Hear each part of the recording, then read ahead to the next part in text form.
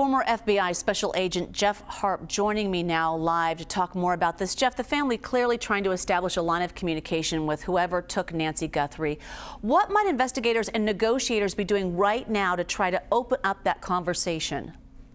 Well, first of all, this heart-wrenching case, like every single kidnapping, it just, jerks at everybody's heartstrings. I know that I've actually talked to some of the investigators, and I've talked to other folks that have been involved in this sort of thing. And right now, they are dissecting absolutely every piece of forensic, digital forensics, physical forensics that they have to try to come up with a possible suspect in the case. I know that negotiators doing everything they can to validate probably these ransom notes, and we obviously saw the person that asked for the Bitcoin has been arrested in LA. So there's a lot of hoaxes out there, and these are the things that they're going to have to try to overcome. I think one of the really sort of interesting things that when I first saw this was how quickly they released that crime scene. And obviously they've gone back and resecured it, because there are very, very small bits of information and evidence that they can collect, but you have to maintain a very sterile crime scene in order to do that. Yes, and the crime scene's been opened up again. The tape has been taken down. We know that there is a strategy behind these statements. We're hearing from the Guthrie family. We've heard from Savannah. We've heard from her sister and now her brother. Listening to that video from Cameron today, what stands out to you about the message that he sends and the family sends, and maybe what hostage negotiators are trying to send? They need contact with somebody. I think that's the biggest thing that needs to happen here. Any of the cases that I was ever involved in, whether there were hostages or the negotiators were around, there has to be some line of communication. And right now, we don't really have anything.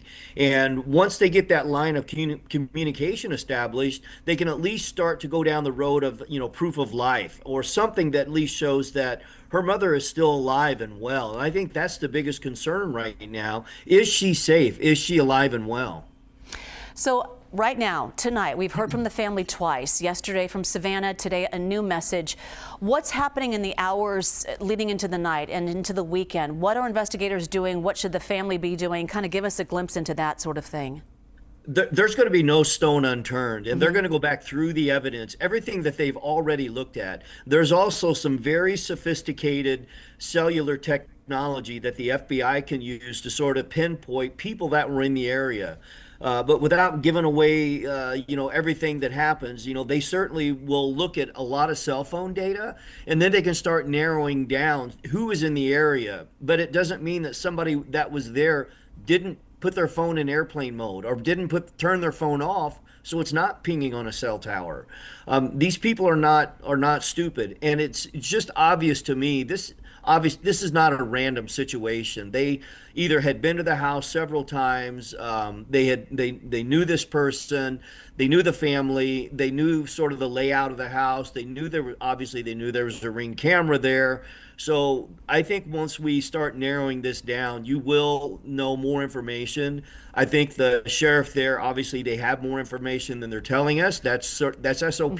They don't release everything. They just can't. Yeah, and quite clearly those messages were vetted, and every single word had its own purpose and message to whomever's out there. Before we go, I wanted to ask you about those cameras, because in this age of technology, you would think that we'd be able to recall some of that video. And we're learning that she didn't have a subscription. Note to self, to anyone who has an older parent now, I mean, I thought that would be kind of out there in the cloud, and apparently it is not. No, I mean, obviously you have to keep up the subscription. I tell people, I do this for a living, and I tell people, hey, you've got to make sure your credit card doesn't expire, because simple things like that will cancel the subscription. And, all that information, once you're subscribed, is stored up in the cloud. And the services are relatively cheap, and for what you get out of it, it's very significant that you keep that up to date. All right, Jeff Harp, appreciate your insight. Thank you so much for joining us. Sure thing.